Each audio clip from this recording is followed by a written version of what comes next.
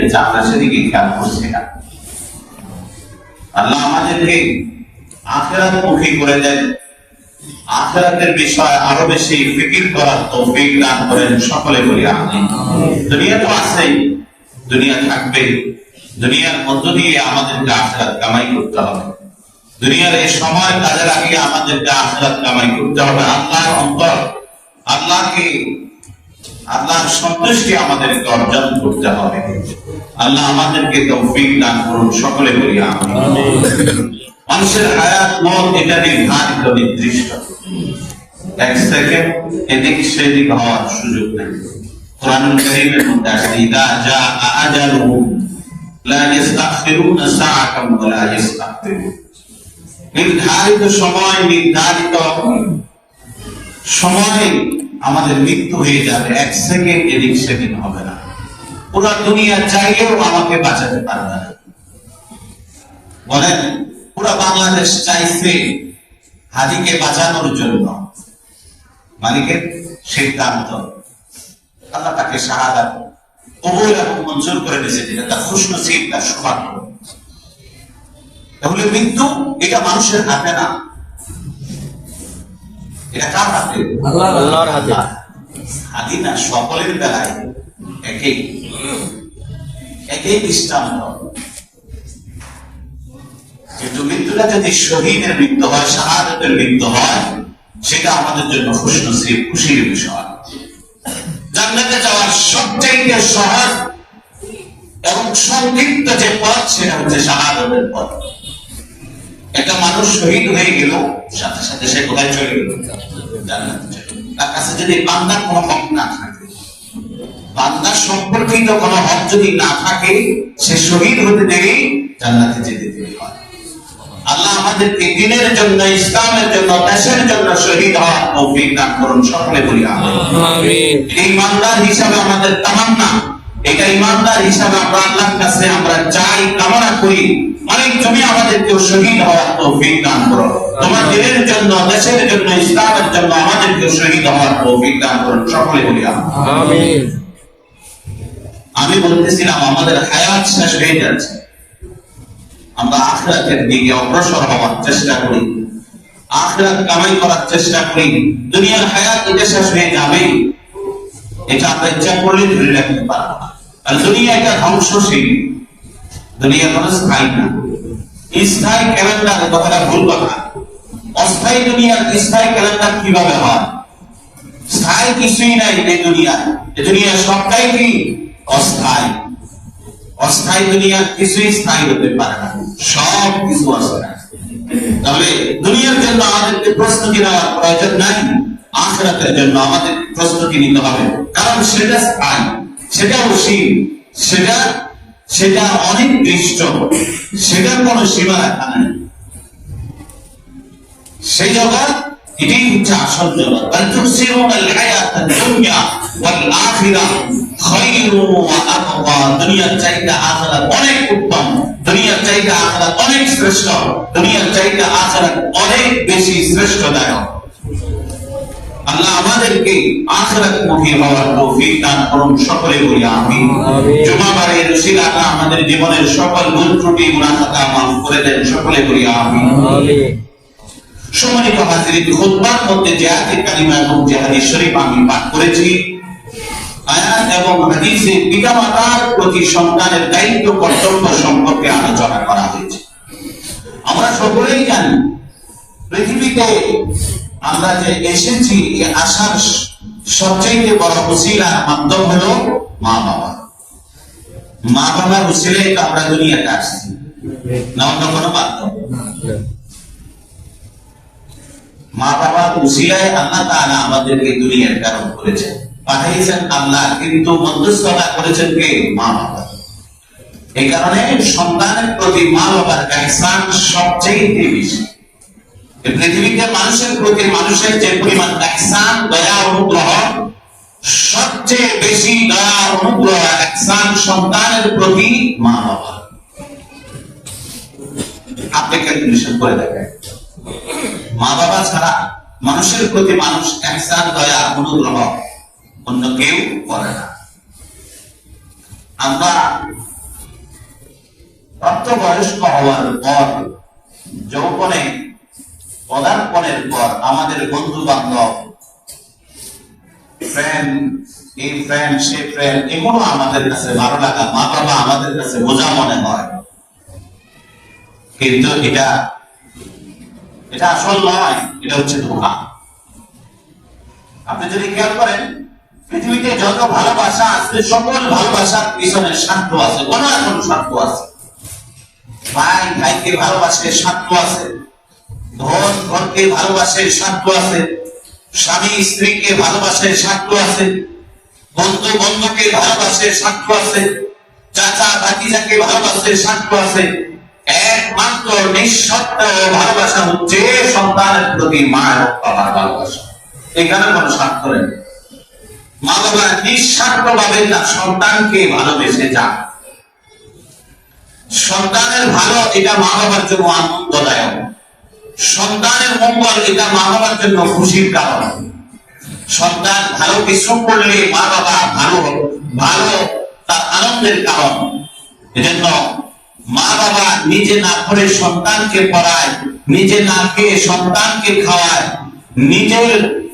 নিজের জন্য কেনাকাটা না করে কার জন্য করে? সন্তানের জন্য। এটা ফিতরতগত, স্বভাবগত। এর কারণ হচ্ছে মা বাবার অন্তরে আল্লাহ একটা জজবা দান করে দিয়েছেন, অন্তরে একটা মহব্বত দান করছেন, অন্তরে একটা জজবা দান করছেন সন্তানের জন্য। এটা সকল মা বাবা। এই কারণে আল্লাহ তাআলা তার ইবাদতের প্রতি, মা বাবার প্রতি দায়বদ্ধতা সবচেয়ে বেশি রেখেছেন। আমার ইবাদতের প্রতি তোমার উপরে দায়িত্ব, কর্তব্য মা বাবার প্রতি অনুগ্রহ করা, ইহসান করা, তাদের প্রতি সহানুভূতি করা, সকল মানুষের দায়িত্ব এবং কর্তব্য। সূরা বনী ইসরাঈলের মধ্যে আল্লাহ রাব্বুল আলামিন ইরশাদ করেন, ওয়াকাদা রাব্বুকা আল্লা তা'বুদু ইল্লা ইয়্যাহু ওয়া বিল ওয়ালিদাইনি ইহসানা إما يبلغن عندك الكبر أحدهما أو كلاهما فلا تقل لهما أف ولا تنهرهما وقل لهما قولا كريما واخفض لهما جناح الذل من الرحمة وقل رب ارحمهما كما ربياني صغيرا। কোরআনুল কারীমের মধ্যে রব্বুল আলামিন ঘোষণা করেন, ফয়সালা করে দিলেন, ওয়াকাদা রাব্বুক আল্লা তা'বুদু ইল্লা ইয়্যা। সর্বপ্রথম আমাদের দায়িত্ব আর কর্তব্য হচ্ছে, যে মালিক আমাদেরকে তৈরি করেছেন, যে মালিক আমাদেরকে দুনিয়ার কারণ করেছেন, সে মালিকের ইবাদত করা। মানুষ হিসাবে এটা আমাদের, ইমানদার হিসাবে, মুমিন মুসলিম হিসাবে এটা আমাদের সর্বপ্রথম দায়িত্ব এবং কর্তব্য। তাহলে আমাদের ফার্স্ট দায়িত্ব হচ্ছে কি? আল্লাহর ইবাদত করা। এখান থেকে পরিষ্কার বুঝে আসলো যে দুনিয়াবি যত কাজ, যত গুরুত্বপূর্ণ কাজ,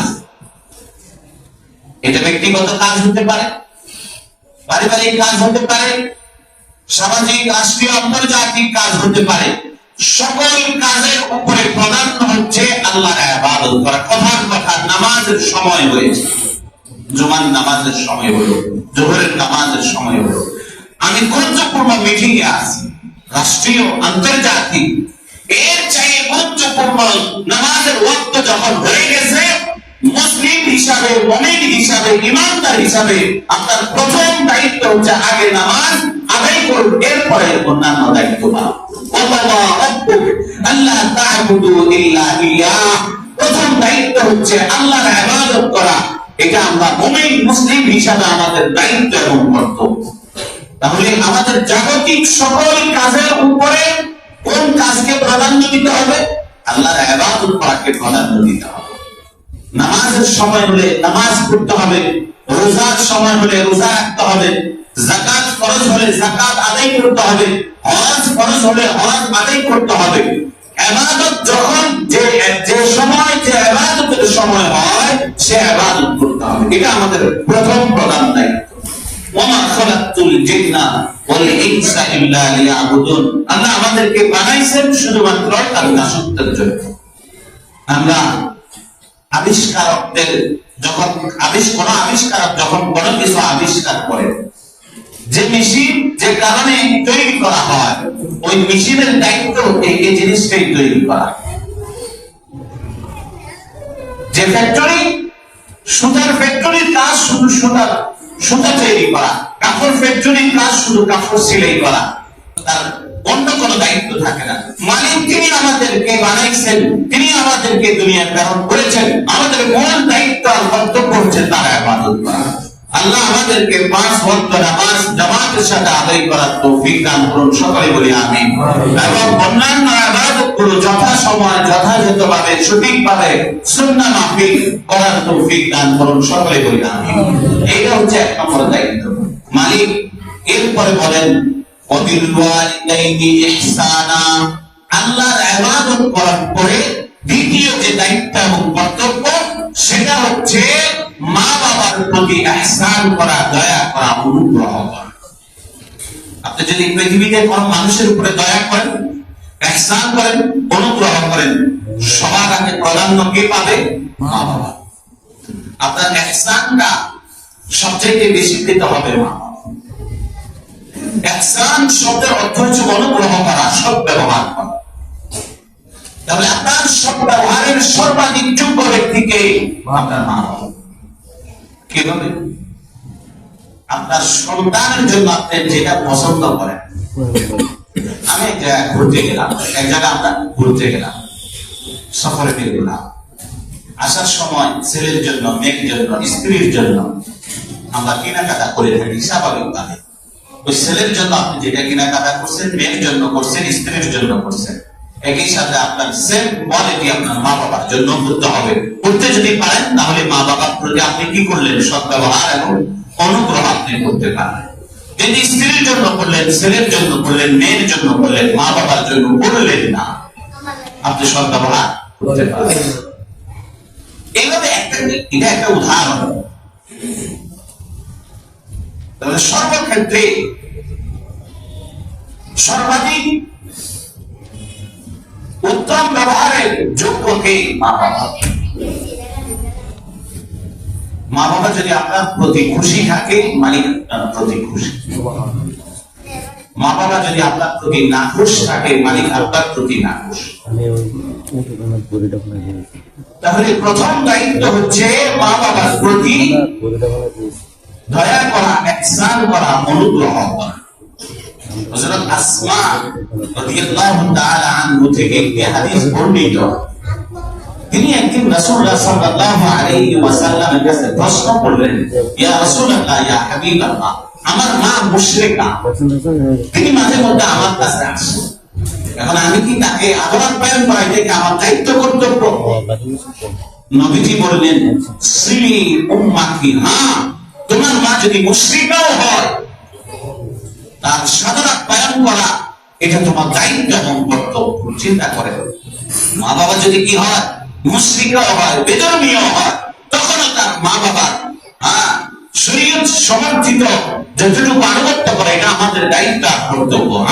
মা বাবা যদি সন্তানকে কোনো গুনাহের ওয়ার্ডার করে, তখন সেটা আবার মানা যাবে।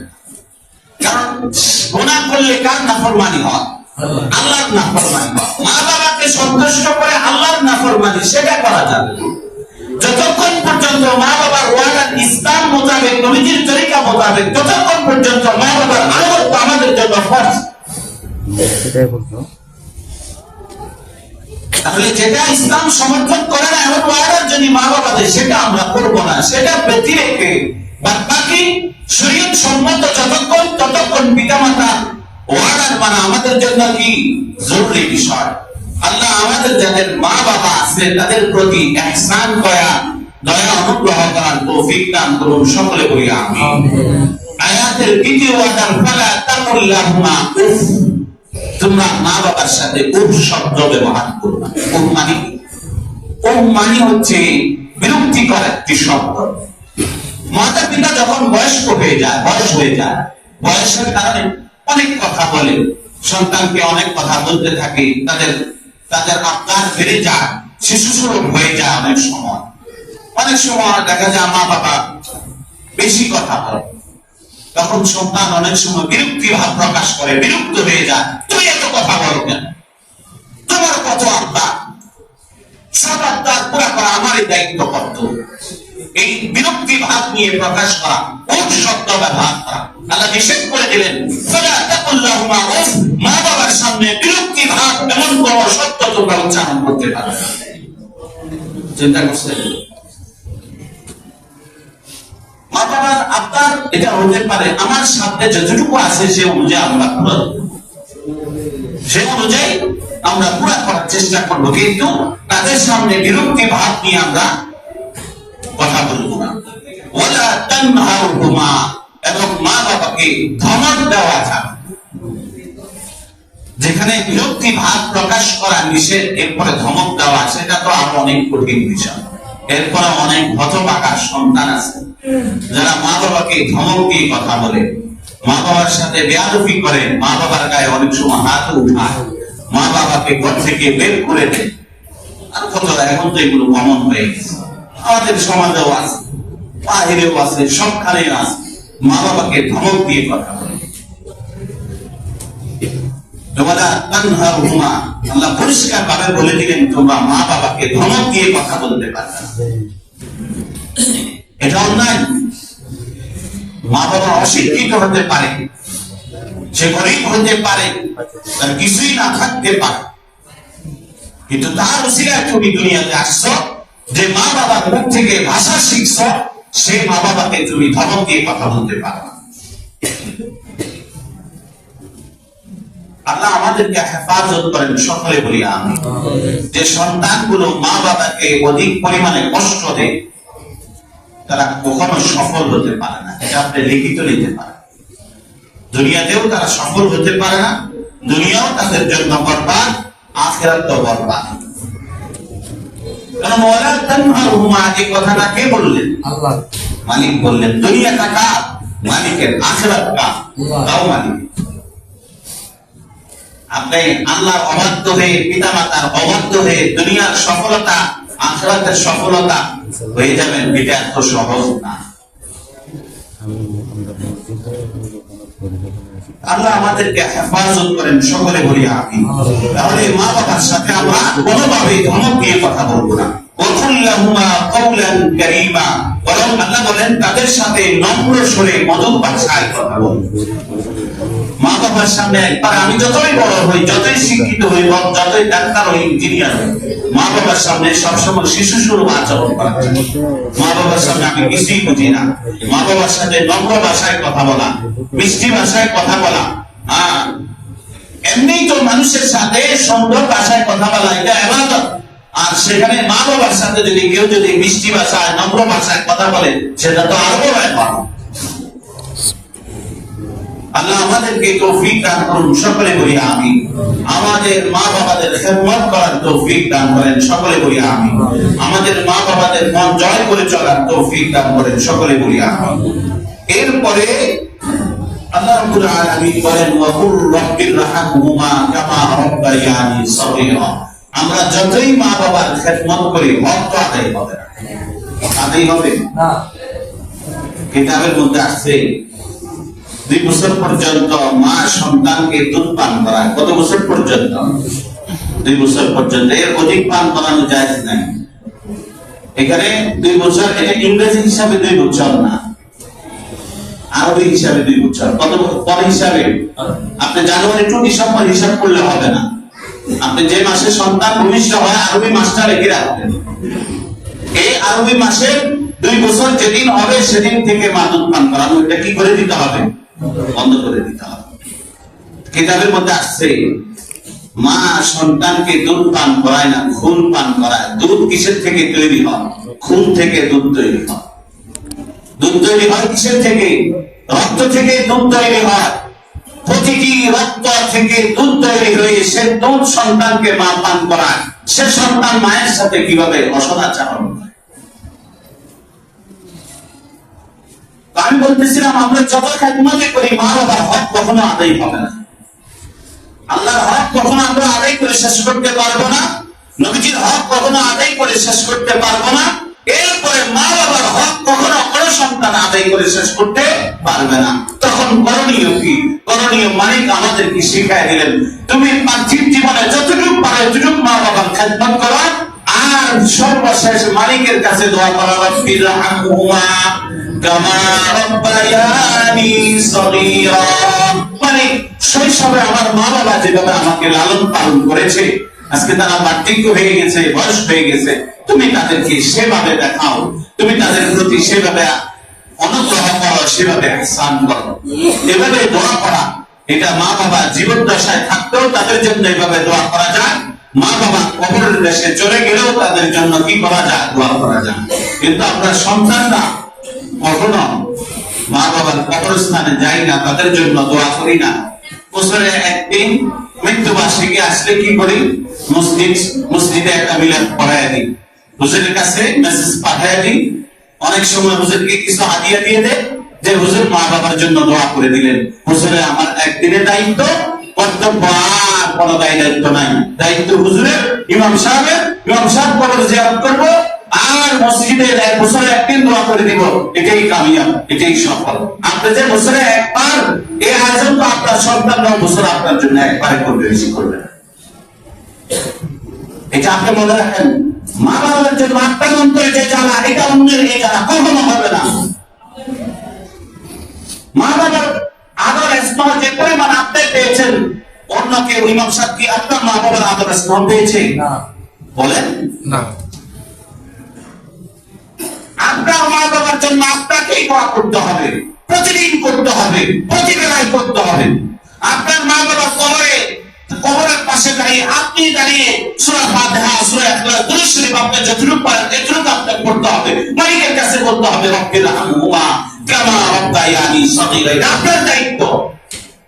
আপনি যদি করেন তাহলে আপনি নেক সন্তান হতে পারবেন, আর যদি না করেন, এই দায়িত্ব ছাড়া যে মসজিদে মিলাদ পড়ে দিলে কাজ হয়ে যাবে, এই দায়িত্ব ছাড়া কখনো হবে না। অনেকে তো আসি ফেজও হয়, সংবাদ পাঠিয়ে দেয়, আসি ফেজও হয় না, সংবাদ পাঠাই দেয়, মেসেজ পাঠাই দেয়, অথবা ফোন করে দেয়।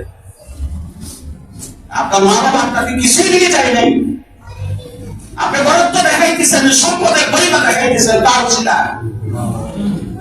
আপনার এই বিশাল অট্টালিকা, বাড়ি, গাড়ি, সব সম্পদকে আপনাকে নিয়ে গেছে, আপনি ওর কাছে মেসেজ কেন পাঠান?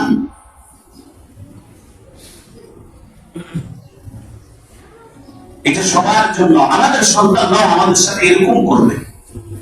মা বাবার প্রতি দায়িত্বশীল হওয়া, এটা নেক সন্তানের জন্য এটা দায়িত্ব এবং কর্তব্য। আল্লাহ আমাদেরকে তৌফিক দান করুন, সকলে করি আমিন। আমাদের মা বাবা যাদের আছে তাদের খেদমত করে মালিককে খুশি করার তৌফিক দান করেন, সকলে করি আমিন। আর যাদের মা বাবা কবরস্থ হয়ে গেছে, আমরা প্রতিনিয়ত তাদের জন্য দোয়া করি, আল্লাহ আমাদের প্রত্যেকের মা বাবাকে কবরে জান্নাতের বাগানে তাদেরকে আপনি রাখার ব্যবস্থাপনা করে দেন। আমিন। নবীজি সাল্লাল্লাহু আলাইহি ওয়াসাল্লামের কাছে এক ব্যক্তি এসে প্রশ্ন করল যে, সাআলতু নবী সাল্লাল্লাহু আলাইহি ওয়াসাল্লাম আইয়ুল আমালি আহাব্বু ইলাল্লাহি আযজা ওয়া জাল্লা, ইয়া রাসূলুল্লাহ, ইয়া হাবিবাল্লাহ, আল্লাহর কাছে সবচেয়ে প্রিয় আমল কোনটা? নবীজি বললেন, as-সালাতু আলা ওয়াক্তিহা, সময় মতো নামাজ আদায় করা এক নম্বর প্রিয় আমল। আবার প্রশ্ন করলেন, দ্বিতীয় নম্বর প্রিয় আমল কি? নবীজি বললেন, বিররুল ওয়ালিদাইন, মা বাবার প্রতি সদাচরণ করা, মা বাবার প্রতি খেদমত করা, মা বাবার প্রতি অনুগ্রহ ইহসান করা, এটা আল্লাহর কাছে সবচেয়ে প্রিয় আমল। চিন্তা করেন, ইবাদতের প্রতি আয়াতের মধ্যে এবং হাদিসের মধ্যে সেম। আয়াতের মধ্যে আল্লাহ বলেছেন প্রথমে আল্লাহর ইবাদত করা, দ্বিতীয় মা বাবার প্রতি অনুগ্রহ করা। নবীজি হাদিসের মধ্যে একই কথা, as-salatu ala waqtiha, প্রথমে নামাজ আদায় করা, দ্বিতীয় মা বাবার প্রতি অনুগ্রহ করা। এটা প্রত্যেকটা সন্তানের দায়িত্ব এবং কর্তব্য। আমরা মিম্বর থেকে এই কথা বলে আমাদের ভাইদেরকে সতর্ক করার উদ্দেশ্য, আপনারা সতর্ক হন, মা বাবার প্রতি খেদমত করার চেষ্টা করুন, মা বাবার প্রতি সহানুভূতি দেখানোর চেষ্টা করুন। আপনাদের কাছে মেসেজ পৌঁছানো এটা আমাদের দায়িত্ব, কর্তব্য। এই মেসেজ আমরা পৌঁছে দিতেছি, এরপরও যদি আপনারা সতর্ক না হন, উপান যার যার তার সাথে, যার যার কর্ম তার সাথে, আপনি আপনার মা বাবার সাথে যে কর্মপন্থা অবলম্বন করবেন, সেম আপনার সন্তান আপনার সাথে সেই কর্মপন্থা অবলম্বন করবে। আল্লাহ তাআলা আমাদেরকে মা বাবার খিদমত করার তৌফিক দান করুন, সকলে বলি আমিন। মা বাবার কি দায়িত্ব সন্তানের প্রতি ইনশাআল্লাহ আমরা আগামী জুমা আলোচনা করার চেষ্টা করব ইনশাআল্লাহ। ওয়া আখিরু দাওয়ানা আনিল হামদুলিল্লাহ।